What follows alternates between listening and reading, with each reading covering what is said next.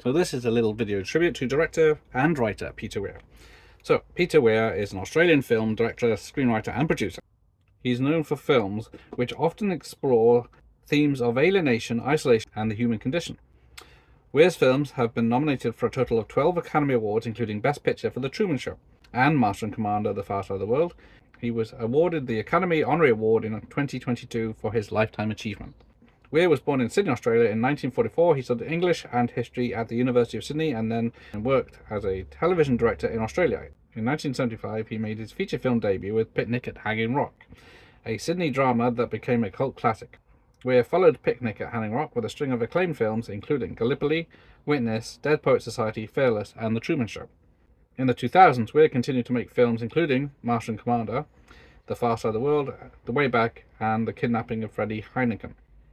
He retired from filmmaking in 2016.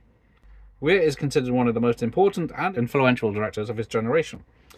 His films are known for their visual beauty, their psychological depth, and their exploration of the human condition. Weir is a master of storytelling, and his films have been enjoyed by audiences around the world. So that's today. We are looking at some of his films. So in 1975, there was Picnic at Hanging Rock. And this is the film that brought him international attention. During a rural summer picnic, a few students and a teacher from an Australian girls' school vanish without a trace. Their absence frustrates, haunts the people left behind. Following that success, we're continuing to make some other movies, and I'll just go into some of the notable ones now. 1981's Gallipoli, with Mel Gibson and Mark Lee. Two Australian sprinters face the brutal realities of war when they are sent to fight in the Gallipoli campaign in Turkey during World War I. One of Mel Gibson's early roles. The Year of Living Dangerously, 1982, with Mel Gibson and Sigourney Weaver. A young Australian reporter tries to navigate the political turmoil of Indonesia during the rule of President Sukarno, with the help of a diminutive photographer. Then 1985, we get to Witness, with Harrison Ford and Kelly McGillis. And a young Amish boy is sole witness to a murder while visiting Philadelphia with his mother. Police detective John Book tries to protect the boy until an attempt on Book's life forces him into hiding in the Amish community. So yeah, this is a police thriller that's so good it was nominated for the Best Picture the next year. Then in 1986, we teamed with Ford again for The Mosquito Coast. An inventor spurns his city life and moves his family into the jungles of Central America to make a utopia. And of course, things don't go to plan. So Helen Mirren and River Phoenix are also in that. Right, so then we get to Dead Poets Society. This is the first Peter Weir film I saw in the cinema. So this is Ron Williams as maverick teacher John Keating, who uses poetry to embolden his boarding school students to new heights of self-expression. Like all of these films, it's an excellent film with a great performance by Robin Williams.